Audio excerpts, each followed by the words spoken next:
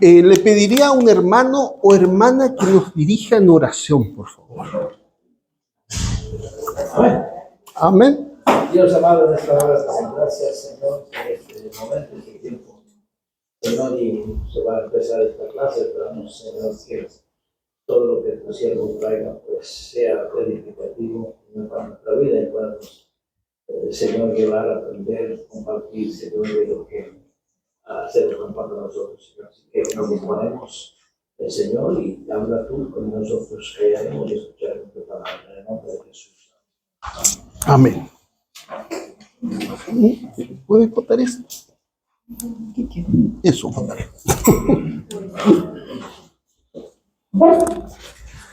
Buenos días, hermanos. O buenas tardes. Ay. Entonces, ¿de qué vamos a hablar hoy día? Ok. Algunos tienen más experiencias que otros, ¿ya? Y otros están recién comenzando.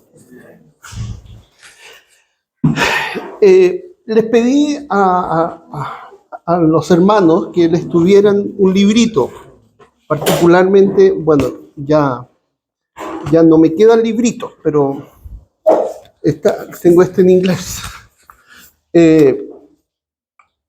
El título del libro es Matrimonio como Adoración, ¿ya? A todo esto, ¿alguien sabe de qué país yo soy? Argentino. Chile. Mi nombre es Rodrigo Vidal Mendoza, como aparece allí en el libro. En mi país, yo soy psicólogo, tengo una especialidad de terapia familiar, eso en mi país.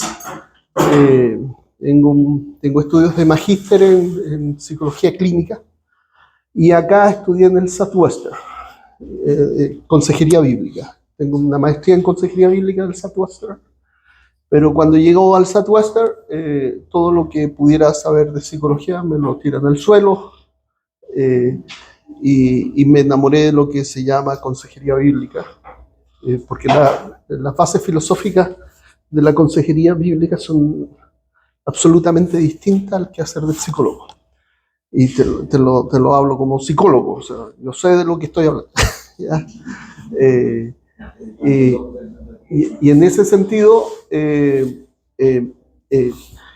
básicamente lo que tienen en sus manos es un resumen de lo que es lo que aprendí en el Southwestern, de lo que es el matrimonio.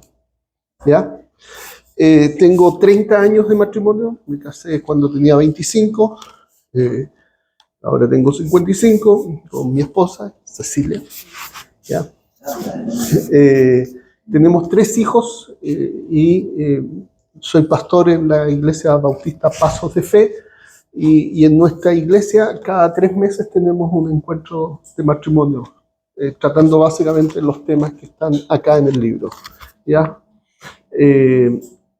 Entonces cada 3 meses tenemos estas charlas de matrimonio en la iglesia, así como regularmente. ¿Qué más le puedo decir? Bueno, estoy en Garland, pastoreando.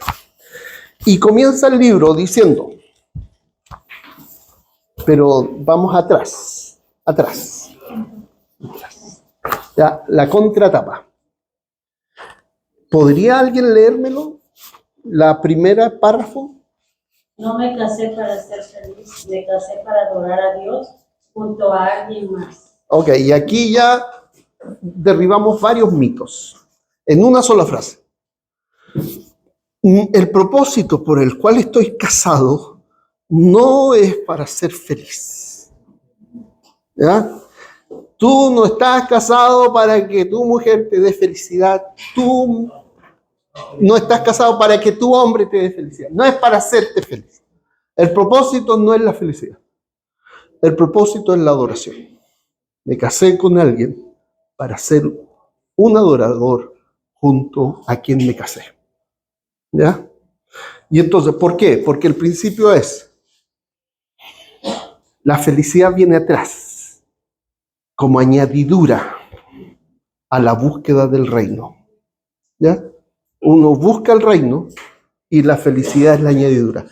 Pero si yo coloco la felicidad delante para buscarla, pierdo la felicidad que estoy buscando y pierdo el buscar el reino de Dios y su justicia. Yo me casé, entonces, si estoy casado, es para ser un adorador, para adorar a Dios junto a mi mujer. O si eres mujer, para adorar a Dios junto a mi marido. ¿Ya? De ahí parte todo. El mundo te dice, tu felicidad es la que importa. La Biblia dice, la adoración a Dios es la que importa. Lo que Dios quiere de nosotros es nuestra santificación. ¿Para qué? Para que adoremos a Dios en espíritu y en verdad. Lo que el Padre busca no son matrimonios felices. Lo que el Padre busca es un matrimonio que le adore a Él. ¿Ya? Eso parte todo. Entonces, no crean la mentira del mundo que dice tienes que buscar tu felicidad. No, tienes que buscar ser un adorador. ¿Ya? Que alguien siga, por favor. Alguien más, diferente, con la contratapa. Un matrimonio no es un contrato emocional, sino un pacto de adoración. Ok, eso lo dice todo también. Tu matrimonio, más que un contrato emocional, en que tú prometes que yo te voy a hacer feliz, tú me vas a hacer feliz a mí, que nos vamos a hacer felices el uno al otro, en realidad es un pacto en el cual voy a, junto a mi cónyuge, voy a adorar al Señor. ¿Ya? E inclusive yo puedo decir que si estás teniendo problemas en tu matrimonio, lo que estás teniendo es problemas de adoración. ¿Cómo así? ¿Te acuerdas cuando Pedro le dice, escribe su carta y dice, no sean ásperos con ella respecto a los hombres, para que tus oraciones no se vean estorbadas, entorpecidas? Ok, ¿tú tienes problemas en tu matrimonio? Tú tienes un problema de adoración. ¿Ya? Tú estás queriendo establecerte a ti mismo como el Dios o el ídolo de tu casa. Aquí se hace lo que yo digo. ¿Ya? No, aquí se hace lo que la palabra del Señor dice. Y tú y yo nos sometemos a la palabra. Porque si tú quieres que hagamos lo que tú dices, así empezó Satanás. ¿Ya? Ya, ¿alguien más siga leyendo con la siguiente frase, por favor? En un mundo que promueve el ego, la autoayuda y la satisfacción personal, este devocional diario te lleva de regreso al corazón del diseño de Dios. Rendirle junto a través del amor fiel, la humildad mutua, el perdón sincero y la justicia que restaura. Ok, fíjense, si lo leyeran en inglés diría la righteousness, ¿ya? No la justice. ¿Y cuál es la diferencia entre righteousness y justice? La righteousness tiene que ver con la coherencia entre los dichos y los hechos, la integridad. Si lo leyeran en inglés, deberían, a traducido a nuestro español, debería decir rectitud o inclusive integridad. La idea es que yo soy fiel a la relación que tenemos. Eso es la idea de righteousness. ¿Ya? Cuando el dicho es, tenemos 45 años como iglesia y hemos visto la fidelidad de Dios, está apuntando directamente a la rectitud o righteousness de Dios. La fidelidad que Dios ha establecido, la relación que Dios tiene primero con su Hijo, Jesucristo, y segundo, la fidelidad a la relación con los que son de Jesucristo. Eso es righteousness en la Biblia. ¿Ya? Righteousness o rectitud entendida como fidelidad a la relación. Y lo que tú debes mostrar en tu matrimonio es esa rectitud, o sea, esa fidelidad a la relación. ¿Ya? Fidelidad a la relación. Entonces, fíjate, el mundo nos dice que debes ser feliz. Y nosotros lo compramos. Porque si estamos aquí es para ser felices. Y no, nosotros somos llamados a ser adoradores. Y el mundo nos dice que tú tienes que preocuparte de tu autoestima y de la autoestima de tu esposa. Y yo te digo otra vez, no. Otra vez. Lo que tú tienes que preocuparte es de tu estima a Dios. De valorar, no valorar a tu mujer, ni valorar a tu marido, es de valorar a Dios. Si tú valoras al Señor tu Dios, tú le vas a hacer caso cuando Él te dice, ama a tu mujer. ¿O no? ¿Está claro? Pero si te preocupas de ser feliz y te preocupas de, es que mi esposa no me valora y por eso empecé a conversar con otra que me valoraba, ¿ya? Entonces, la trampa está tirada, ¿ya? Entonces, ¿por qué empiezo a conversar con otra? Porque mi esposa no me valora. ¿Pero por qué me preocupa tanto que mi esposa no me valora? Porque no valoro a Dios. Todo es el principio. No te preocupes de tu autoestima. Eso es una estupidez del mundo. Preocúpate de estimar y valorar al Dios que sirves. De ahí se te ordena todo. Si yo como un gusano me pongo delante del Señor y digo, Señor, soy tu hijo. Soy tu hijo. Cristo murió por mí. Y acá enfatizo, resucitó y me hizo una nueva creación en Cristo. Me diste un mensaje, me perdonaste, me lavaste con su sangre, me hiciste de tu pueblo y me llamas tu hijo. Ok, si yo valoro todo esto, si yo aprendo a valorar esto, lo que yo piense de este gusano, solamente diría, la grandeza de mi Señor, y yo siendo gusano, aleluya, me lleno de gozo y de alegría. ¿Ya? ¿Me entiendes? Pero si parto al revés, si parto diciendo, tengo que construir mi autoestima, ¿ya? Tienen que reconocerme lo buen maestro que soy, ¿ya? Ustedes tienen que, y me pongo yo en el centro. ¿Qué pasa con los ídolos? Se caen, ¿ya? Y eso siempre estamos en riesgo de aquello. ¿Alguien más siga leyendo, por favor, la contratapa?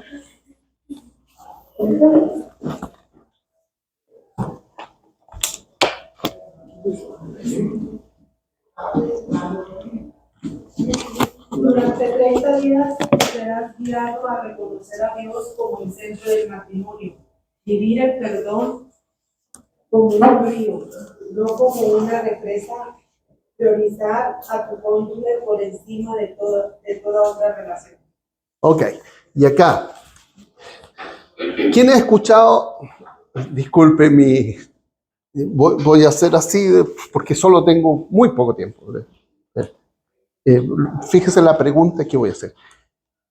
Si usted, voy a hacer una afirmación. Ay, Señor. Ya. Cualquiera, si yo o un ángel del cielo dijera, tienes que perdonarte a ti mismo, es una estupidez. ¿Ya? El perdón viene del Señor. Y tú tienes que adorar a tu Dios por el perdón recibido y gozarte en Él, porque el costo de ese perdón fue grande. Y Satanás te dice, pero tienes que perdonarte a ti mismo. ¿Ya? Y uno dice, sí, es que yo no me he perdonado a mí mismo. ¿Ya?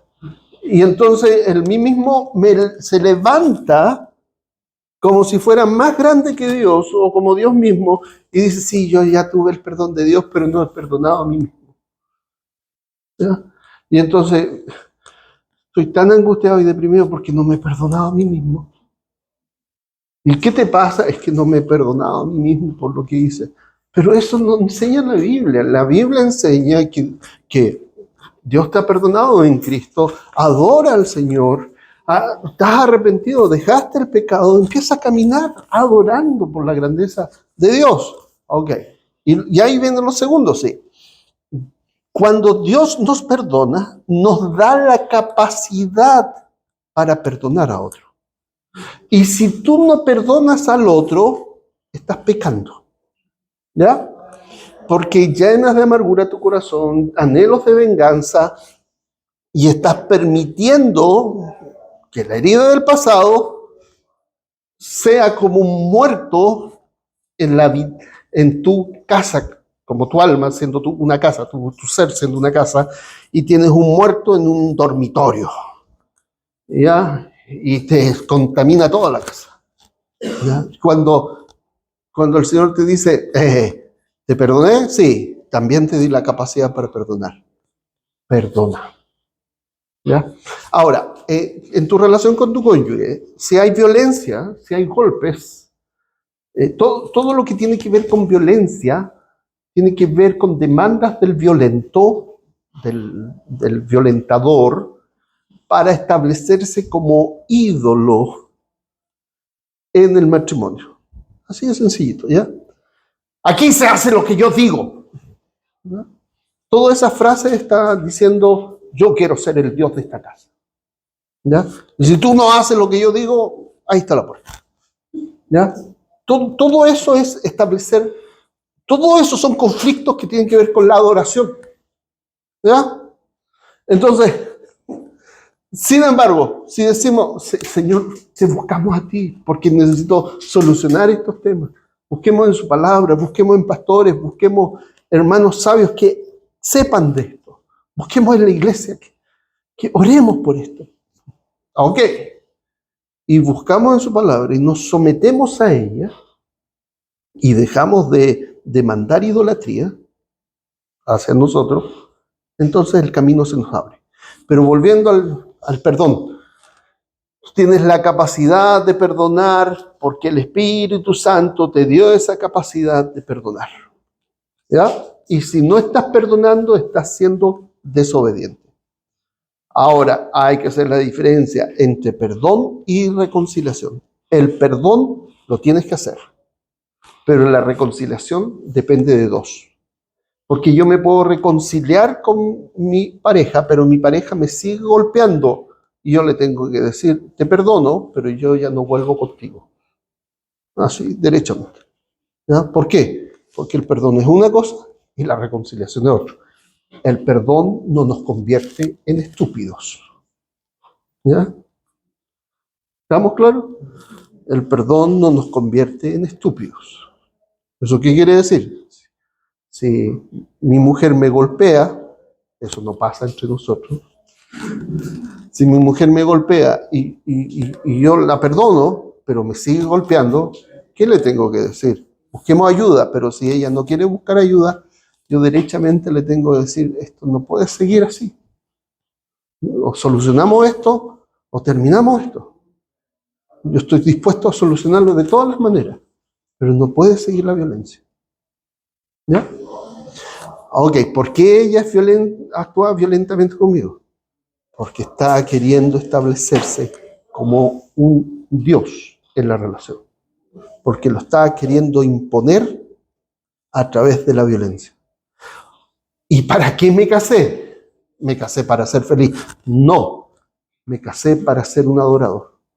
Y si yo tengo claro que la violencia es un problema de adoración, cuando se ordena la adoración en mi casa, con mi cónyuge, la violencia se va. ¿Ya?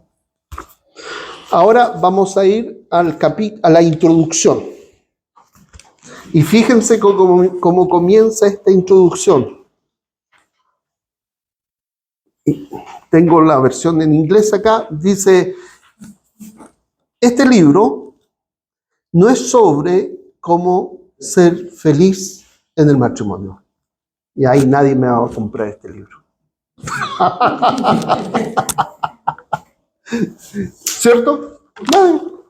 Pero estuve trabajando este libro con mi hermana.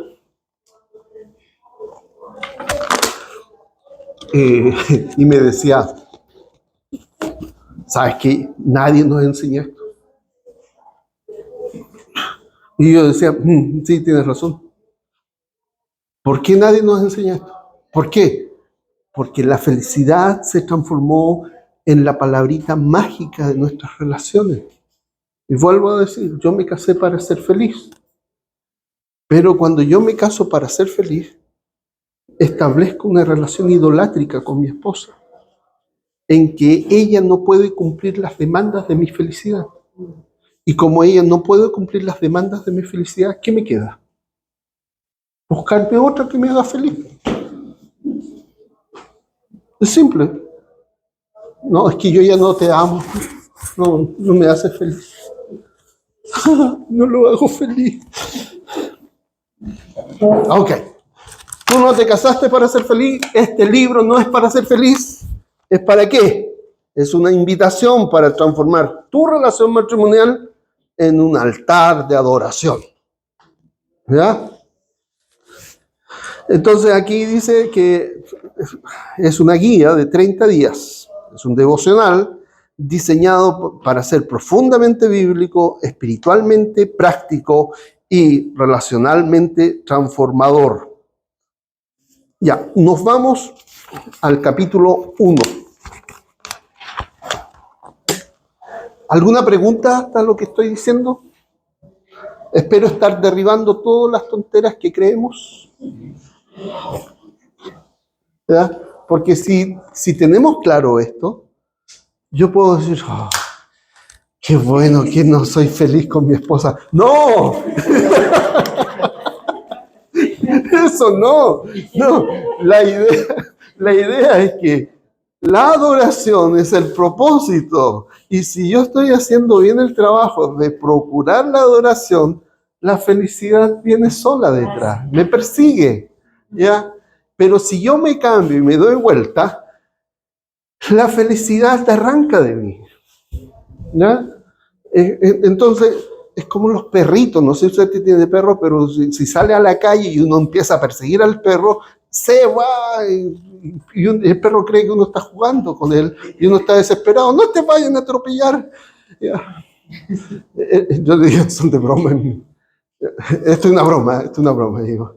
El único gringo en mi casa es el perro. El único que tiene papel en casa es mi perro. Son de broma.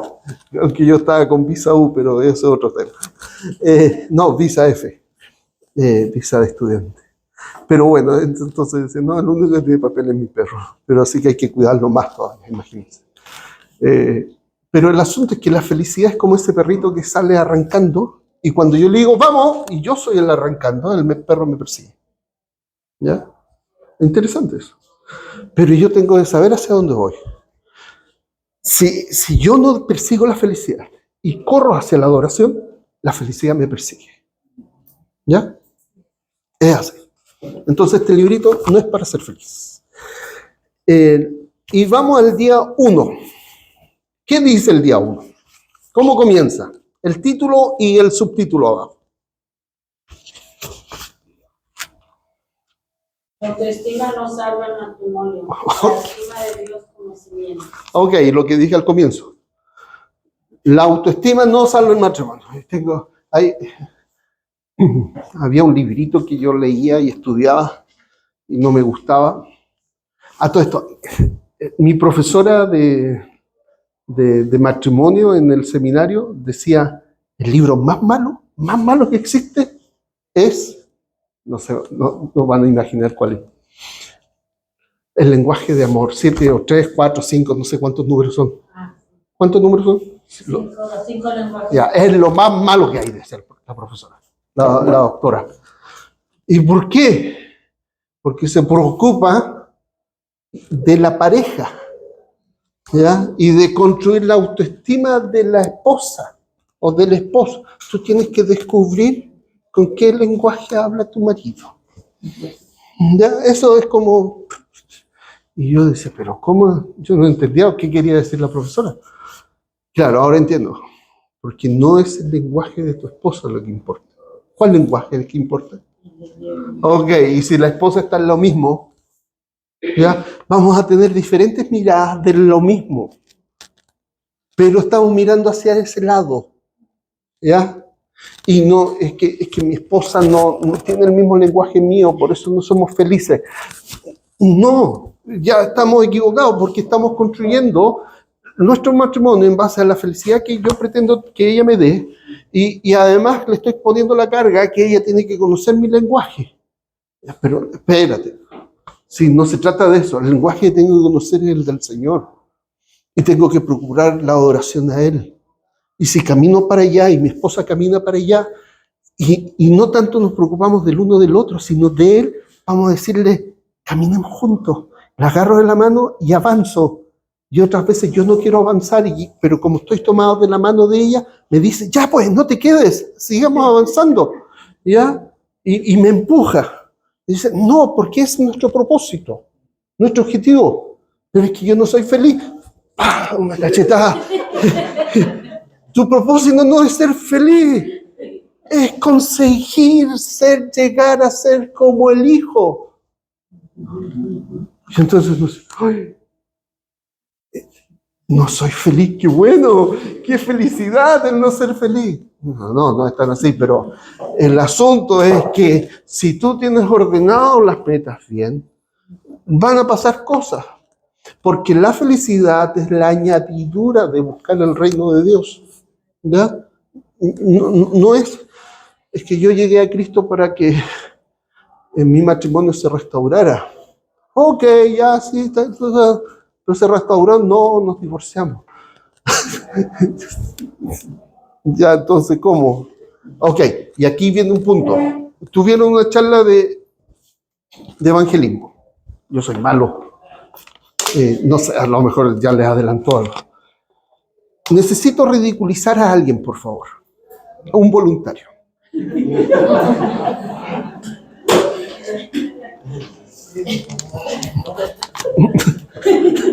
Nadie se atreve.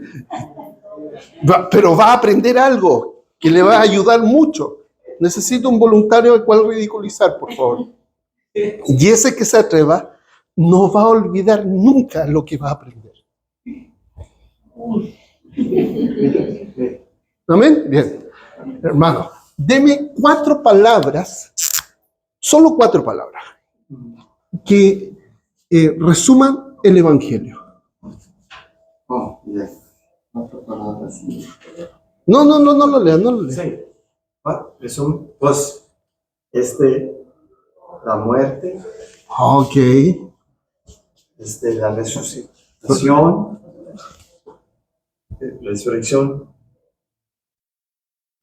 death, the burial, and the resurrection of Jesus Christ. Ok. En inglés. Ok, y faltó una, sí. Ay, pues hay otra que nos acaba de decir el pastor. Testificar. No, pero no importa. ¿Sabes por qué se las enseñó? El pastor hace voy a hacer algo que no debo, ¿ya? Hace como un mes estuvimos en una clase que yo era el maestro sobre evangelismo. Y yo les dije a los pastores estas preguntas. Deme 4, bla, bla, bla. Y los ridiculicé a ellos, los pastores. ¿Ya? Y él estuvo en la clase. Y por eso dice lo que dice, porque estuvo en la clase. Y yo... Pero, ¿por qué? Porque tengo varios libritos y uno de ellos es un manual de evangelismo. Y yo lo remito, si es en inglés, a esto. Score. Y si es en español, lo remito a esto. Score porque escritura, scripture, Christ, obituary, resurrected, and enthroned, entronizado. Entonces, si en español, Cristo, obituario porque fue a la tumba, Él murió y fue sepultado, resucitó y escritura. El problema es que nosotros confundimos el Evangelio con las consecuencias del Evangelio o con lo que antecede al Evangelio. Lo que antecede al Evangelio es la gracia. Las consecuencias son el perdón, la restauración, la reconciliación. Pero el Evangelio es que Jesús es el Cristo, murió por nuestros pecados, obituario, resucitó conforme a las Escrituras, score. Ok, pero en el matrimonio ocurre lo mismo. En el matrimonio yo tengo que tener claro el centro. El centro es Cristo. El poder que actúa en Cristo resucitándolos de los muertos es el poder que actúa en mí. Yo no puedo decir es que yo no puedo esta situación sobrellevarla. Sí la puedo, porque el poder que actúa en Cristo resucitándolo de los muertos es el poder que actúa en mí. Las consecuencias, ahí está la felicidad, ahí está mi buena relación con mi esposa, pero tengo que hacer las diferencias. ¿Ya? Eso. Gracias por... ¿Ya? Entonces, si es en inglés, es score. Scripture, Christ, obituary, obituario porque muere y es sepultado, resurrected, enthroned. El problema es que nuestras iglesias, en general evangélicas, y particularmente bautistas, solamente predicamos que Cristo murió. ¿Ya? Aunque creemos que resucitó, pero no lo anunciamos como resucitó. Y el hecho de la resurrección es tremendamente importante. ¿Por qué? Porque si estoy teniendo problemas matrimoniales, yo tengo que decirle, el poder que actúa en Cristo, resucitándolo de los muertos, es el poder que actúa en ti para solucionar tu problema matrimonial. ¿Ya? O sea, la teología que tenemos tiene que llevarse a la vida diaria. Tú cuando despiertas en la mañana y dices, Cristo murió por mí, ok, está bien, es cierto. Pero si te levantas en la mañana y dices, Cristo murió por mí y resucitó y está sentado en los lugares celestiales, quiere decir que yo morí en Él, resucité en Él y estoy sentado con Cristo en los lugares celestiales. Porque soy un adorador. Y mi propósito en mi vida y en mi matrimonio es ser un adorador. ¿Se dan cuenta que está todo conectado? ¿Ya? Es por... Fíjense, otra vez el Evangelio. ¿Cómo Cristo amó a la iglesia? Se entregó a sí misma por ella. Ok, ¿por qué yo he de entregar mi vida por mi esposa? Porque soy un adorador. Pero como de mi esposa, no, del Señor mi Dios. No sé si lo dije ahora, pero ¿qué pasa si dejo de amar a mi esposa? ¿Qué tengo que hacer? ¿Volverla a amar? ¿Reenamorarme? ¿No tengo opción? ¿Por qué? Porque la Biblia dice que el esposo ha de amar a su mujer, como Cristo amó a la iglesia. Y si yo dejé de amarla, es que estoy teniendo un problema de adoración, que me puse yo mismo, porque ella no me hacía feliz, en el centro. ¿Ya? Entonces, tengo que asumir que estoy pecando si estoy caminando hacia el no amar a mi esposa. Este era el lápiz de acá, ¿sí? Entonces, el amor es yo lo describo como un triángulo. Tengo comportamiento amoroso, tengo sentimientos amorosos y tengo palabras amorosas. ¿Ya? Ahí está. Y entonces, si yo dejo de amar, solamente tengo que, comillas, comportarme amorosamente, hablar amorosamente. Y el sentimiento viene detrás persiguiendo. ¿Ya? ¿Por qué? Porque en términos de la psicología se produce una disonancia, ¿por qué estoy siendo amoroso? Y entonces los sentimientos se alinean con el comportamiento y las palabras. Interesante. Eso es desde la psicología. Entonces, no es que se me acabó el amor. El amor biológico en la carne dura 5 a 7 años. Y es un ciclo. ¿Ya? Y por eso las parejas están durando como promedio de 5 a 7 años. Porque es un amor de la carne. Es un proceso neuroquímico. ¿Ya? Típico de droga. ¿Ya? Pero la posibilidad es que yo puedo volver a amarla y volver a drogarme con el amor. Pero la cosa es que si yo tengo el propósito de mi matrimonio no es ser feliz, sino ser un adorador, se me ordena todo eso. ¿Ya? ¿Alguna pregunta o sigamos? ¿Sigamos? Sigamos.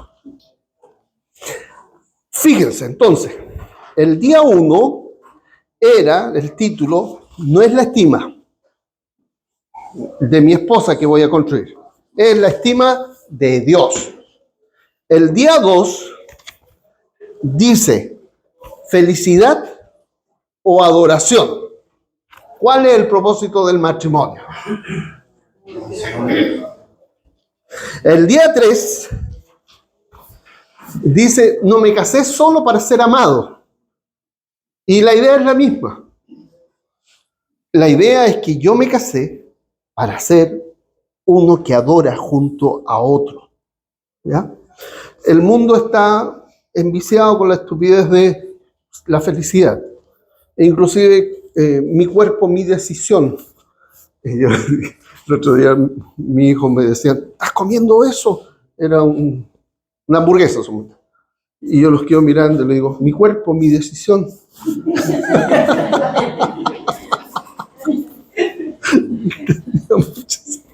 Entonces me quedan mirando y hacen lo mismo que ustedes, pues se ríen. Ay, no se puede contigo. Sí. Ya, el día 4 hablé sobre el perdón ya. El perdón, tú tienes la capacidad para perdonar como un río para el otro. Y si te quedas en la trampa del autoperdón, es como un remolino que te traga. El autoperdón, perdonarte a ti mismo, es una mentira del diablo. Así. La psicología nos enseña esto. En la iglesia tú vas a escuchar predicadores que dicen, tienes que perdonarte a ti mismo. Olvídate, lo que tienes que asumir es el perdón que Dios te ha dado con adoración. ¿Ya? Entonces el día 5 se dice, no necesitas perdonarte a ti mismo. El día 6, perdón como un río. El día 7, consolados como nosotros fuimos consolados. ¿A quién se le murió el papá?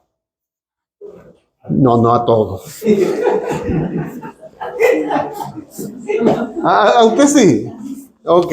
¿Le dolió o no? Duele, ¿ah? ¿Y la mamá? ¿Quién se murió mamá? ¿Sí? ¿Se le murió recién o no? No, sí, 3 años. Sí, ya está. Mi mamá se murió cuando yo tenía 25 años. ¿Ya? Sí. Se murió hace 30 años. Entonces, mi hermana tenía 16, 17 años. Y mi papá fue un tiro al aire, decimos en Chile después. O sea, cuídate tú solo. Entonces, sí, nos cuidamos. Y mi padre fallece ahora hace 5 años atrás. Pero, ¿por qué estoy dando el ejemplo de la muerte de los seres amados? Porque cuando uno va creciendo se le muere más gente. O sea, el papá, la mamá, inclusive si hay tíos, tías, hermanos, hermanas, se mueren. Y uno dice, hoy soy el último en la lista. No hay más para arriba, soy que yo. Pero en la muerte de mi madre, en la muerte de mi padre, particularmente en la muerte de mi madre, yo experimenté el consuelo de Dios. ¿Y tú experimentaste consuelo del Señor? Pues fíjese que no, porque yo tenía, yo tenía 7 años. ¿O experimentaste el consuelo del Señor? Sí, creo que sí. Yeah. Sí. ¿Y usted experimentó el consuelo de Dios? Amén. Ok. ¿Para qué es el consuelo? Para consolar a los Ok, con el mismo consuelo hemos sido, ¿verdad? ¿Para qué? Para que esos otros adoren al Señor. ¿Ya? Volvemos a lo mismo. Pero si nos quedamos con, no, yo fui consolado por Dios, y no actuamos como consoladores de aquellos que han perdido o que van perdiendo, entonces detenemos la acción del Espíritu en nuestras vidas y a través de nuestras vidas. Tú eres consolado para consolar a otros, para que esos otros consuelen a otros, para que todos estos consolados puedan adorar a Dios. Ese es el propósito. Entonces, pero si te quedas, ay, yo no puedo vivir sin mi mamá. Ya estoy haciendo show, ¿ya? Y te quedas ahí pegado en el duelo y no le dices al Señor, yo sé que tú sanas la herida, ¿ya? Y tú vas a sanarme, porque tú eres especialista en sanar heridas y tú me vas a sanar, para que cuando yo sea sanado, yo pueda sanar a otros con la misma sanidad que me diste. Para que adoremos al Señor. Una de las cosas que ocurre es que la queja constante es que mi mujer, supieron, se levanta a las 5 de la mañana y no a cocinarme, sino a hacer aseo.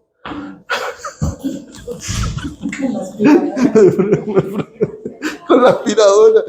O quiere conversar a las 6.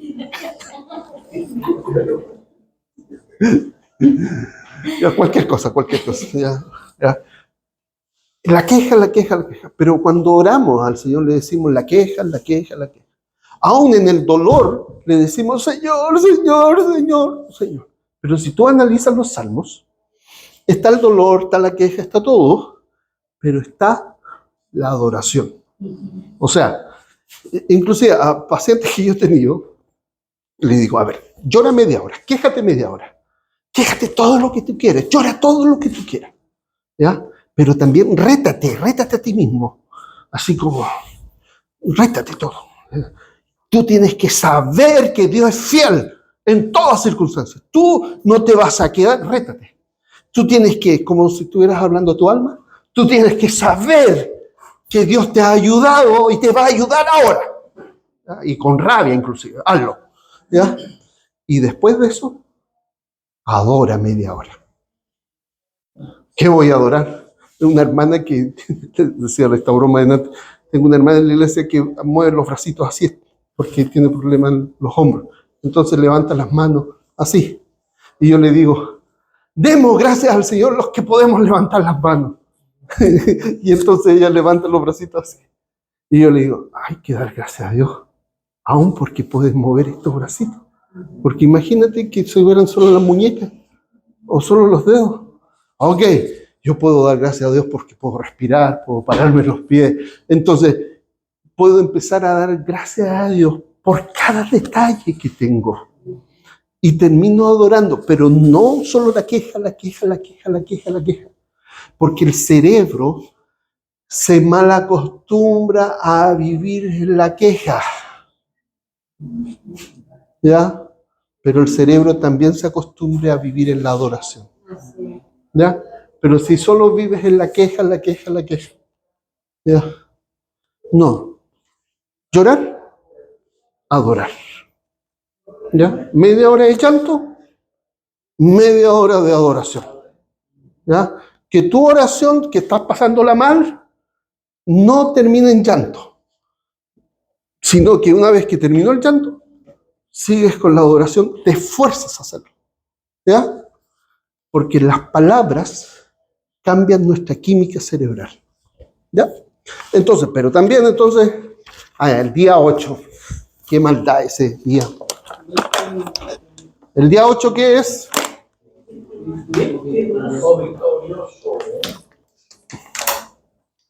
Estamos llenos de gente que juega a la víctima. Supieras tú lo que yo viví, supieran lo que me hicieron, supieran lo que... Todos tenemos una historia de víctima. El problema con las historias de víctima es que nos victimizan y nos vuelven fracasados, porque armo una historia en la cual digo, por eso fracasé. Y me autojustifico. Y no digo, un momento, esto va más que, es un poquito más allá. Yo tengo que subirme victorioso en Cristo. Y si el Espíritu de Dios actuó resucitando a los muertos, el mismo que actuó en mí, ok, salgamos adelante. No cuentes tus historias como si fueras víctima. El problema es que no te estás dando cuenta que estás contando tu vida como si fueras víctima. Si tú en tu vida no hay paz, no hay gozo, ¿ya? Si en tu vida no está el fruto del Espíritu, es que estás viviendo y contando tu historia como si fueras víctima. Un ejemplo, así que grueso, y que siempre uso. Una niña violada. Es que yo soy así porque me violaron cuando niño. Un niño violado. Yo soy así porque fui violado cuando niño. Yo tengo resentimientos, amargura. Yo fui violado.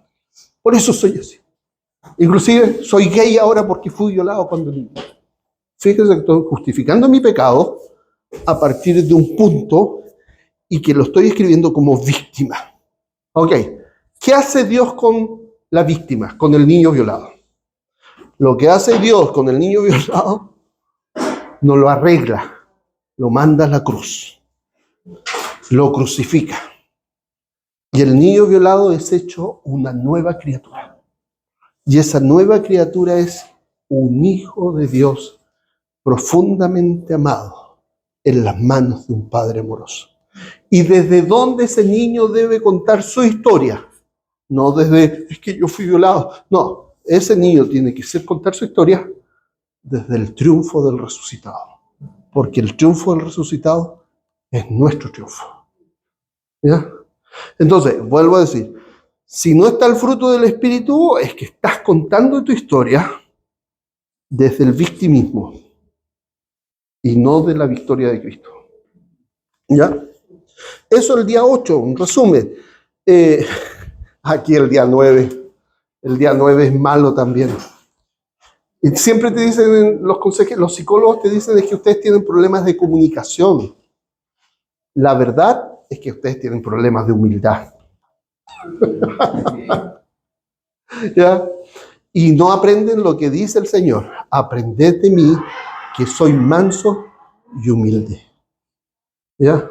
Y aprendemos a ser menso y orgulloso. ¿Ya? Entonces, mansedumbre tiene que ver con este animal, un perro grande, que siendo yo niño de 3, 4 años, me abrazaba en él y me montaba a caballo y el perro me traía para allá, para acá, y el perrito era manso conmigo. ¿Por qué? Porque tenía el poder de hacerme daño, pero me cuidaba y era paciente con todo lo que le hacía este perrito, este niño de 3, 4 años. Eso es mansedumbre. Tú con tu esposa tienes la posibilidad de mandarle una, ¿ya? Y te dan ganas, ¿ya?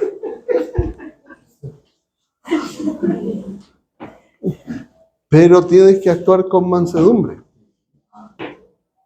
Tu mano no se puede transformar en golpe, es en caricia. Aprended de mí que soy manso y humilde. Hay 2 maneras de hacer las cosas, a mi manera y a la manera de Dios. Ser humilde es hacer las cosas a la manera de Dios. Por eso implica volver a la palabra. Tu trato con tu esposa tiene que ser tierno y amoroso, porque tu Dios es tierno y amoroso. ¿Verdad? Tu trato con tu cónyuge debe ser mutua mansedumbre y humildad. El problema no es la comunicación, es la falta de humildad. Creo que tenemos que ir terminando. Sí, tenemos que ir concluyendo. Llegamos hasta aquí. El libro que tienen en sus manos es para ustedes. Este está rayado, sí, está en inglés. Ajá. Ya, Sí, pero está no. rayado porque tiene correcciones. ¿Alguna pregunta? Ninguna, qué bueno. No, eso es broma. ¿Preguntas, hermano?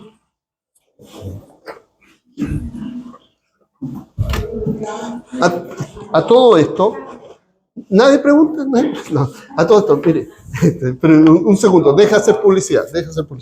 Tengo este librito, Depresión más allá del síntoma, y lo pueden encontrar en Amazon, Rodrigo Vidal Mendoza. Tengo algunos libritos en inglés, pero me llamo Rod en inglés, Rod Vidal, ¿ya? Y en español. Tengo también unos libritos de discipulado, y el librito de discipulado que me gustaría que ustedes hicieran se refiere al Evangelio.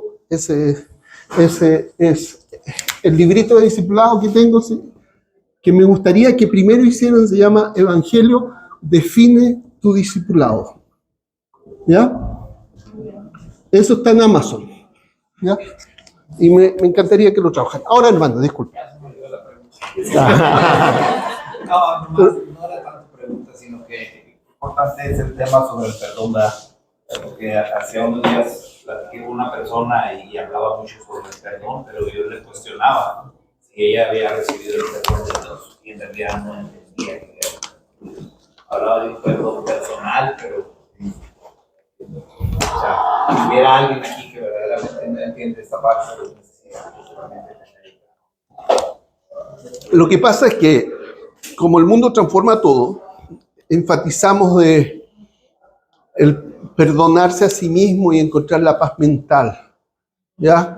Perdonamos para encontrar paz mental. No, eso es. para quitar solo el remordimiento. El remordimiento o la amargura. Sí, está bien, pero el perdón real se encuentra, fíjense lo que digo, no lo voy a decir así. Lo que ustedes van a escuchar generalmente es, el perdón real se encuentra en la cruz de Cristo.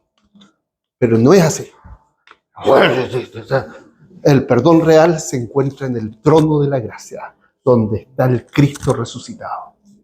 El que murió y resucitó. ¿Se dan cuenta cómo cambia? Es como, yo no los quiero que se queden pegados en la cruz. Los quiero pegados en el trono. ¿Te das cuenta que cambió? No es en la cruz, es en el trono. ¿Otra pregunta? O sea, ¿a tu matrimonio dónde lo llevo? ¿A la cruz o al trono? Ya. Y otros, algunos por lo que están viendo están en la cruz nomás. Pero, ¿alguna otra pregunta?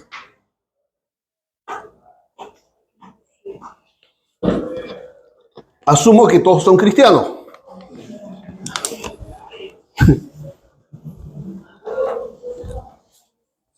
Aprovechen, porque me voy a ir. No. Usted dijo algo de la víctima, que no se presenta. En la parábola del buen samaritano, el héroe de la historia es el samaritano. Claro, había una víctima, pero ahí estoy mirando de que el samaritano, miramos, nosotros no debemos ser de víctimas, sino que ser como el buen samaritano, ayudar a otros, a dar la vida por otros, ¿me entiendes? A ayudar, a poner nuestro parte, y comienza con nuestra esposa, ¿me entiendes? Y no presentarnos como la vida, mira cómo yo sufrí, y todo eso. Y casado con una esposa hispana, o... Sí, el buen samaritano es aquí. Sí, el buen samaritano. ¿Se acuerdan que yo tengo que caminar hacia la adoración? A veces yo soy el que llevo. O sea, no es 50 y 50. Puede ser 80% yo lo estoy llevando. Y solamente el 20% ella está poniendo. Pero otras veces yo soy el del 20%. Y ella es del 80%. Otras veces vamos 50-50. ¿Ya? Pero otras veces me tienen que arrastrar. Porque soy del 1 y ella está en el 90. No es que sea 50-50. ¿Ya? A veces uno es del 80 y el otro del 20. Pero tenemos que tener la humildad. Cuando el buen samaritano ayuda al otro, no está diciendo, ¿y qué voy a tener yo de vuelta? No, es porque sencillamente tenía la posibilidad de hacerlo.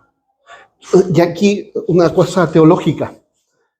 ¿Tú sabes por qué el sacerdote no quiso ayudar al que estaba medio muerto? ¿Por qué? ¿Con qué? ¿Por qué se podía contaminar? Porque él iba para el templo. Ya. Y no podía pararse, se manchaba sus ropas o se tengo idea. No sé. Pero está bien la respuesta, va por ahí. Hay una contaminación ritual, ¿ya? Que si el tipo se moría, ¿ya? Tocaba un cadáver y no podía servir en el templo estando contaminado, tenía que hacer un ritual de purificación que implicaba un baño con una vaca, la ceniza de la vaca lasana. O sea, era un proceso de una semana así como complicado. Y no iba a servir a Dios. Y era más importante servir a Dios que salvar a este hombre. Entonces, Jesús cuando cuenta la historia, le está diciendo las prioridades. Tú quieres servir en el templo, pero sin ayudar a tu prójimo. ¿Ya? Lo mismo el levita, porque si se le moría tenía que hacer un ritual de purificación, que implicaba el baño con el agua de la vaca alazana. ¿Ya? Un ritual de expiación le llaman, un ritual de purificación. Y entonces, no me voy a meter en problemas, no, que se muera nomás. ¿Ya? Y entonces, como, a ver, ¿quién hace la voluntad del Señor? ¿El que sirve en el templo y que no ayudó al que estaba medio muerto? ¿O el samaritano? Bueno, nosotros actuamos así. Queremos cumplir las leyes de este país. ¿Ya? ¿Ya? Y somos duros con los que no están documentados en este país. Y nos los tratamos como ciudadanos del reino. Y priorizamos en la ciudadanía, disculpe hermano, la ciudadanía terrenal a la ciudadanía celestial. Y nos comportamos igual que el sacerdote y el levita.